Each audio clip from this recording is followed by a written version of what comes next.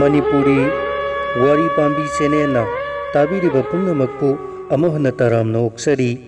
ngasisu mayamgi ngahak pothananaba haiduna anauba wari macha ama puduna laksari wari macha sigi maming laman khumba wari macha sigi aiba khumanthem prakash taminarasi wari macha laman khumba aidi manipur gi wangmada kuina leithoklurabanina hanjalakpada इराइकाई की मिसक अमा फाउबई खंग खंगनद्रे लाइकाई की मौ अमदी नौना होंगलकपा इमुंग की मीसिंग असिदी ममिंग मथा फाउबा इंगोंददी पुमनौ नौना थोकले लाइकाई असिदा अफबा मी अमनी हायहनिंगबना अखोइगी लैरक असिदा थेंगनबा मखै खंगबा खंगदबा ngakta pangthi thidana pangkauda kawi salam khunggangdagi hongalakpa sahi ahum lomda mangairi हाइरिबा थिंबाई जमगी इमुंग असिदी सेल नमथीना पाइरबा जातनी हाइनै एजुकेशन ऑफिस दा यावरिबा थिंबाई जम तोंबा से मसादी यामना नाली अदुबु मयामना मिहुल अमा हेनबगुम तौबनी हाइ कदाइदे हेलिबा मिहुलनो आइदी थेंगनद्री मानगा अनौबा ओइरंबगा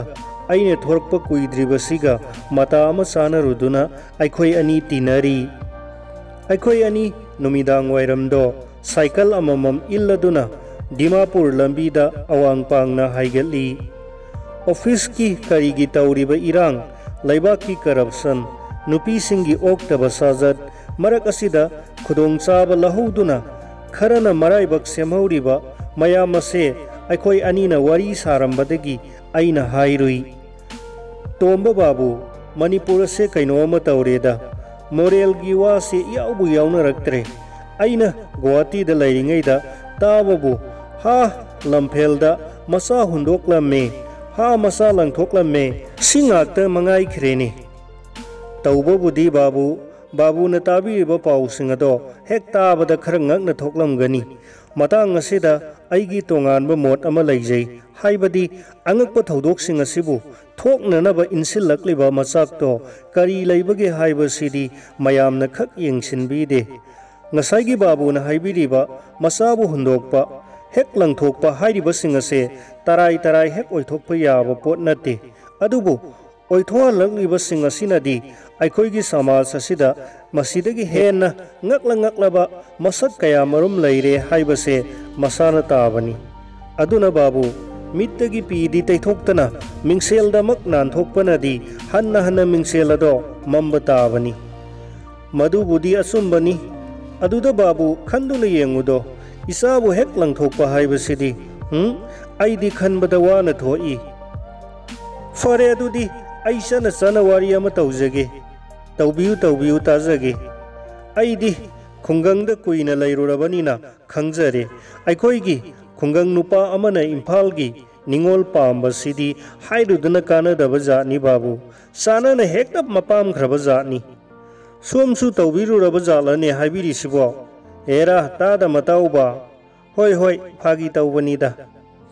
खुंगंगी मचिंजा काबक चाजरिबा इम्फालगा संग तौबा इमुंग अमना मसानुपी बीए अदुगी ममौसु बीए अमा इम्फालदगी फंगजबदुददी मैतैगी वाहैदा सरेंगदा थाउ थाकपदु मंगाई हाइबदु ताख्रबा जातनि नुपी असे मसक मतौसु यामना लैबा जातनि महाके अवाटपा हाइबबु मपा लैतबा अदुगा लाइरबा अनिसिदनी ममाना खुंगंगी इना खुनबा इमुंग असिगा लान चेनगैदगी खंगनखिबदुना उपाय अमा ओइरदुना अवालपा लौथोक लौक्सिन तौबा जातनि अदुगा खुंगंगी इमुंग असिनसु इम्फालगी निंगोल पामजबनीना मतादुम फना सारे हाइदुना मसानुपी असिना बीए फाउबा तंबदो अदुम सौगलबा जातनि इमुंग असिना पैसा मतिक चाना लैबनीना इम्फालदा इंखोल लैदुना होंगलकलगनी हाइबदुदा सिंगनबा लैतना लुख्राबी असिसु मसानुपी से थाजबनी फिराल ममाइनबु सुमलबदी जिरी हाइगली हाइबदुनी नुपी से लुहोंगबा था फाद्रिङैदा इम्फालगी हाईस्कूल अमदा ओजा ओइरे ओजा हेक ओइबगा हप्ता अमगी मनुंगदा दिल्लीदा बीए एजुकेशन ट्रेनिंग गिदमक स्टेटना थानबा खनबदा यावरे तोंबा बाबूगी सिबु वारी ओइबनरा करिनो थूना खनमल्लीदा ओजा अतै लैत्रबनरा aina haijaribasini फिराल ममाइनबु चुमलबदी जिरी जिरी अदुम हेक्ता काबनी बाबुने हेना खंगबिरिबदुनी हौजिकि मतमदा सेल अमसुंग संगा अनियसे लैरबदा ओइरोइदब करिसु लैते बाप ताजरे वारी मखा सथबीरो खुल अमसुंग इमुंगी अहल लमनदी युम पालबी निपीबु लंगफैदा मतोमदा करमना थादोकदौरिबनो सिदा सुम ओजा अमा ओइबसिना ओकलेदा हाइरी नहरोल मखैनदी थाइनगी खोंगना बृंदाबोल चलिंगैगी वादो हौजिक सुंद्रंगदा मी पाइरब जुग असिदा चानब याब पोट नतेदा हाइदुना अहनसिंग अदुबु सैहतपी ओंथोकप जुग हाइबदुमकनी अहलना नहाबु वारक वातेम नरमबदो हौजिकती नहाना अहनबु चनलोन ताकपीरे इम्फाल निंगोल से मागी नुपा अदुना दिल्ली फाउब थिनबीरोरे पूजा सुतियदो ममानबी सिंगा थोंगिनर एई हाइदुना युम यौरकले नोंगालगा ममागिदा लैख्रे मागी परीक्षा लोइद्रिब फाउबदी खरा वाई संगना लैजसनु हाइदुना इमुंगसिनसु पंथी थिजिलुद्रे पूजा सुति लोइरगा ममानबी सिंगा अमुक संगमिनख्रे खरा लैरगा मसा वाई संगदबगी पाउ पिरई नुपा से हराउजै मान खल्ली दिल्ली की इरांग सूरगदबा अंगांगनी महाभारत की वारीदा अभिमन्युना सुभद्रा की गर्भद लैरिंगैदा मपा अर्जुन श्री कृष्ण का चक्रव्यूह की वारी साबदो तहौदुना महाभारत की लांद द्रोण की चक्रव्यूह कपखाइब ngамखी अदुनदी अंगांग असिना ममागी गर्भद लैरिंगै मनुंग असिदा ममाना तारु उरुखिब खिबिक अदुगी ममी अदो अंगांग असिदा सोइदना ताफम थोई दिल्ली हाइबसिदी भारत की कोनुंग ओइरबनिना फजबा अरुब पुम्नमकी तिनफमनी अदुना मागी अंगांग से मणिपुर पोकपा अंगांग सिंगदगिदी हई सिंग सोइदना हेलगनी हाइबा बाप असिदा नुपा से हराउबन लोइरे अंगांग मपासी महाभारत कासु फजन खंगी पोटनीना करी वानोने बोंदो वारी लाइरिक ताबा हाइबसिदी हौजिकती खुंगंगी ओइरबनीने इम्फालददी भीम खोय हनुमान खोयना कनबदो मरम चादे रीजनिंग याउदे का हाइजिंदुना फागी तहालब पोटनी होइने होइने मखा सथरोने नुपा असिना पैसा का सुपंथा थाजिली खुदोंग चाब फंगलिंगैदा चनिंग येंगनिंगबा लोइने येंगथोरउ मतुंगदा अमुक Chatap ngambagi wa leite hairaduna चिठी का सु ई खोलदुना थाजिली हाइगुमलदुना सही अमगा हाइबसे थाइनदी फन सांगबा मतम ओइने तौनरंबनी हौजिकती हौखिबदुम खंगौद्रे हाइबदुनी बमक्सु हौजिकी पुंसी से यामना यांगना चेनबा माले बाइगी सिबु वारी मसारा नत्रगा बाइगी कमेन राव अदुम मताउबा फैने फैने इम्फाल निंगोल से परीक्षा लोइरदुना थोरकले नुपा से नुंगाइरे मागी नुपी से मंगोंदा हाइफेट ngaktak chai adubu mahak khak waraude madugi mahutta mahakki nupi ase khulasi da mathakta nambi naba laitrabani khanduna chauthok chai nongma makhoi dili party satra satri mayam chak chana ni haiduna nganta chatkibaduna numit tarabu fawba halaktre makhoi gi chak chana phamaduda ikai ikaina magi nupa asina thirore makhoi haidokna khiba kuire hairakle लंबी थैनब ओइरंब तारे हाइदुना मयुमदा अमुक हलकले अदुबु मागी नुपी हलकलमद्रे महक नुंसा थीरे अहल लमनसु ngangle मा इकाइरे अमुक थोक्तुना थीरुगदबसु मयाम ममांगदे इकाइ खांगदगी साउखिदुना मा ngasiदी लाखिसनु हाइदुना सिंगदुना लैरे सुफन हलक्त्रे अहिंग नोंसोइबमा महक मिट ककला अमा फावबु इसिनखिद्रे नोंगालग थीरुबदा ममागी मनाक्ता लैरम्मी इसम समना ngarang chak chana loiraga mayam cinema yengubadagi thengdokkhraduna mamagi manakta changlabani haiduna khumle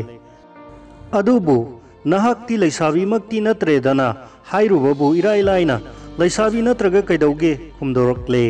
nupa se wa makha tabham leitraduna farene adum leirone hairam laga lakle nupi se thawa isa sadana dumak leihowi mayum yauraga nupa se yamna nungairaktre मागी सिबु करी हाइरिबा बापनो हाइदुना मवन मोल खनबा हौरे सुम नुंगाइ सिलक्त्रे ममै थंगदि मपुकनिंगदा सिंगनबा पोकले ꯃꯌꯨꯝꯒꯤ ꯑꯍꯜ ꯂꯃꯟꯅ ꯍꯪꯕꯗ ꯃꯥꯒꯤ ꯅꯨꯄꯤꯁꯦ ꯃꯁꯥ ꯂꯨꯝꯗꯨꯅ school ꯀꯥꯊꯣꯛ ꯀꯥꯁꯤꯟ ꯇꯧꯕꯁꯦ ꯈꯔ ꯋꯥꯔꯦ, ꯑꯅꯛꯄꯗ ꯂꯩꯕꯅ ꯈꯨꯗꯣꯡꯆꯥꯕ ꯍꯦꯟꯒꯅꯤ ꯈꯟꯗꯨꯅ ꯃꯃꯥꯒꯤ ꯃꯅꯥꯛꯇ ꯃꯇꯝ ꯈꯔ ꯂꯩꯍꯜꯂꯕꯅꯤ ꯍꯥꯏꯅ ꯈꯨꯝꯂꯦ꯫ ꯃꯍꯥꯛꯅ ꯍꯨꯝꯗꯨꯅ ꯊꯤꯕꯗ ꯈꯪꯂꯦ ꯗꯤꯜꯂꯤꯗ ꯃꯥꯒꯤ ꯅꯨꯄꯤꯒ ꯌꯥꯝꯅ ꯆꯥꯅꯕ ꯗꯣꯛꯇꯔ ꯇꯝꯃꯤꯟꯅꯕ ꯁꯥꯇ꯭ꯔ ꯑꯃ ꯂꯩ, ꯃꯈꯣꯏꯒꯤ ꯂꯩꯀꯥꯏꯗꯒꯤꯅꯤ, ꯃꯈꯣꯏ ꯑꯅꯤꯁꯦ ꯌꯥꯝꯅ ꯂꯣꯟꯗꯤꯅꯩ꯫ ꯄꯥꯎ ꯑꯁꯤ ꯍꯦꯛ ꯐꯪꯕꯗꯒꯤꯗꯤ ꯅꯨꯄꯥꯁꯦ ꯁꯥꯎꯈꯤꯕꯅ ꯃꯩ ꯍꯧꯔꯦ꯫ ꯃꯥꯅ ꯍꯣꯠꯅꯖꯔꯨꯕ ꯈꯤꯕꯤꯛ ꯎꯠꯇꯒꯤ ꯍꯩꯔꯕ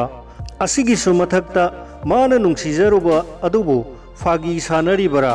ꯃꯥꯒꯤ ꯊꯃꯣꯏꯗ ꯄꯤꯔꯤꯕ ꯖꯈꯝ ꯑꯁꯤꯗꯤ ꯃꯩꯅ ꯏꯁꯤꯡꯅ ꯆꯥꯝꯗꯨꯅꯁꯨ ꯀꯣꯛꯀꯗꯕ ꯂꯩꯇ꯭ꯔꯦ꯫ ꯃꯍꯥꯛ ꯅꯨꯄꯤ ꯑꯁꯤꯕꯨ ꯍꯥꯠꯇꯨꯅꯁꯨ ꯄꯦꯟꯒꯗꯕ ꯂꯩꯇ꯭ꯔꯦ꯫ ꯑꯉꯥꯎꯕꯒ ꯆꯞ ꯃꯥꯟꯅꯈ꯭ꯔꯦ, ꯃꯊꯟ ꯅꯠꯇꯅ ꯃꯨꯔꯨꯝ ꯃꯨꯔꯨꯝ ꯁꯣꯜꯂꯤ꯫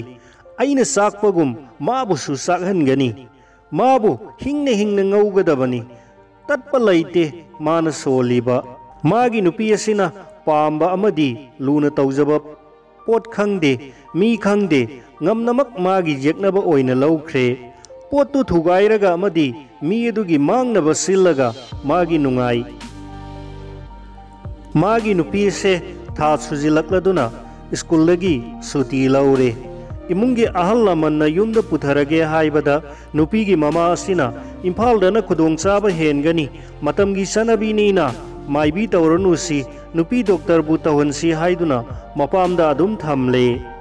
ꯅꯨꯄꯥ ꯃꯌꯨꯝ ꯑꯁꯤꯅꯗꯤ ꯁꯦꯟ ꯃꯔꯥꯡ ꯀꯥꯏꯔꯕꯅꯤꯅ ꯗꯣꯛꯇꯔ ꯀꯧꯔꯨ ꯈꯣꯠꯂꯨꯕꯗꯨꯁꯨ ꯈꯨꯗꯛꯇ ꯍꯦꯛꯇ ꯂꯥꯛꯄꯤ꯫ ꯅꯨꯃꯤꯗꯥꯡ ꯄꯨꯡ 10 ꯇꯥꯔꯛꯄꯒꯤ ꯑꯗꯨꯋꯥꯏꯗ ꯑꯉꯥꯡ ꯑꯃ ꯇꯥꯔꯦ꯫ ꯅꯨꯄꯥꯅꯤ ꯍꯥꯏꯗꯨꯅ ꯋꯥ ꯋꯥ ꯂꯥꯎꯅꯔꯦ, ꯍꯔꯥꯎꯅꯔꯦ꯫ ꯑꯉꯥꯡꯒꯤ ꯃꯄꯨꯕꯣꯛ ꯑꯁꯤꯅ ꯇꯤꯜꯂꯔꯤꯕ ꯃꯌꯥꯝ ꯑꯗꯣ ꯆꯥꯎꯅ ꯗꯛꯁꯤꯅꯥ ꯇꯧꯔꯦ, ꯃꯍꯩ ꯃꯍꯩ ꯅꯨꯡꯉꯥꯏꯅꯔꯦ꯫ ꯁꯣꯁꯇꯤ ꯆꯥꯎꯅ ꯁꯣꯟꯒꯅꯤ, ꯂꯤꯂꯥ ꯐꯥꯂꯥ ꯇꯧꯒꯅꯤ ꯍꯥꯏꯗꯨꯅ ꯂꯤꯂꯥ ꯃꯃꯤꯡ ꯊꯤꯒꯠꯅꯕꯁꯨ ꯌꯥꯎꯔꯦ, ꯈꯔꯅ ꯈꯣꯡꯖꯣꯝ ꯄꯔꯕ ꯇꯥꯅꯤ ꯍꯥꯏꯖꯤꯜꯂꯛꯄꯁꯨ ꯌꯥꯎꯏ꯫ ꯅꯨꯄꯥ ꯃꯌꯨꯝꯅꯗꯤ ꯃꯌꯨꯝꯗ ꯄꯨꯊꯗꯨꯅ ꯁꯣꯟꯕꯅ ꯐꯒꯅꯤ ꯍꯥꯏꯔꯤ, ꯃꯄꯥꯝꯒꯤ ꯀꯥꯡꯕꯨꯅꯗꯤ ꯁꯤꯗ ꯁꯨꯝ ꯁꯣꯟꯅꯕ ꯇꯧꯔꯁꯤ ꯍꯥꯏꯗꯨꯅ ꯇꯛꯅꯔꯤ꯫ ꯃꯊꯪ ꯅꯨꯃꯤꯠꯀꯤ ꯅꯨꯃꯤꯗꯥꯡ ꯋꯥꯏꯔꯝꯗꯣ ꯈꯣꯝ ꯏꯟꯕꯤꯅ ꯈꯣꯝ ꯄꯤꯊꯛꯂꯝꯕꯗ ꯃꯉꯥꯏꯔꯤ ꯑꯉꯥꯡ ꯑꯗꯣ ꯉꯧꯔꯣꯛ ꯉꯧꯔꯗꯨꯅ ꯇꯅꯣꯏ ꯇꯅꯣꯏ ꯃꯃꯥꯅ ꯀꯣꯟꯗꯨꯅ ꯂꯩꯔꯝꯃꯤ꯫ ꯀꯩꯗꯧꯔꯦ ꯂꯦꯞꯂꯕꯗꯤ? ꯋꯥꯔꯤ ꯂꯣꯏꯔꯦ꯫ ꯀꯩꯅꯣꯅꯦ ꯇꯣꯝꯕꯥꯕꯨꯒꯤ ꯋꯥꯔꯤ ꯃꯔꯣꯏꯁꯤꯕꯣ? ꯇꯣꯝꯕ ꯈꯨꯝꯂꯛꯇ꯭ꯔꯦ꯫ ꯑꯩꯈꯣꯏ ꯑꯅꯤꯅ ꯆꯠꯂꯝꯂꯤꯕꯗꯣ ꯆꯤꯡꯃꯩꯔꯣꯡ ꯃꯄꯥ ꯌꯧꯔꯝꯃꯤ꯫ ꯇꯣꯝꯕꯅ ꯍꯜꯂꯁꯤ ꯍꯥꯏꯗꯨꯅ ꯁꯥꯏꯀꯜ ꯇꯣꯡꯈꯠꯇꯨꯅ ꯄ꯭ꯔꯞ ꯄ꯭ꯔꯞ ꯋꯥ ꯃꯆꯦꯠ ꯑꯃꯠꯇ ꯉꯥꯡꯅꯗꯅ ꯊꯧꯔꯛꯂꯦ꯫ ꯑꯩꯅ ꯆꯤꯟꯗꯤ ꯊꯣꯛꯇꯦ, ꯄꯨꯛꯅꯤꯡꯗ ꯈꯜꯂꯤ, ꯃꯌꯥꯝꯅ ꯃꯤꯍꯨꯜ ꯑꯃ ꯍꯦꯟꯕꯅꯤ ꯍꯥꯏꯕꯗꯨꯗꯤ ꯇꯧꯏꯗꯅ꯫ ꯇꯣꯝꯕ ꯈꯣꯏꯒꯤ ꯊꯣꯡꯒꯥꯜ ꯌꯧꯔꯦ꯫ ꯑꯩꯅ ꯕꯥꯕꯨ ꯂꯦꯡꯁꯤꯟꯕꯤꯍꯧꯔꯣ ꯍꯥꯏꯕꯗ ꯇꯣꯝꯕꯅ ꯀꯨꯝꯊꯈꯣꯅꯦ, ꯑꯩꯒꯤ ꯋꯥꯔꯤ ꯂꯣꯏꯁꯤꯟꯈꯤꯒꯦꯅꯦ ꯍꯥꯏꯔꯛꯏ꯫ ꯑꯩꯅ ꯐꯜ ꯆꯣꯡꯊꯗꯨꯅ ꯃꯅꯥꯛꯇ ꯆꯪꯁꯤꯜꯂꯤ꯫ ꯑꯉꯥꯡ ꯃꯄꯥꯗꯣ ꯑꯩꯅꯤ꯫ ꯂꯦꯡꯉꯣ ꯂꯩꯖꯍꯧꯔꯒꯦ ꯍꯥꯏꯔꯒ ꯆꯠꯈ꯭ꯔꯦ꯫ ꯑꯩ ꯈꯣꯡꯅ ꯁꯥꯏꯀꯜ ꯑꯗꯣ ꯏꯟꯗꯨꯅ ꯑꯗꯨꯝ ꯋꯥꯈꯜ ꯈꯟꯅ ꯈꯟꯅ ꯌꯨꯝ ꯌꯧꯔꯛꯂꯦ꯫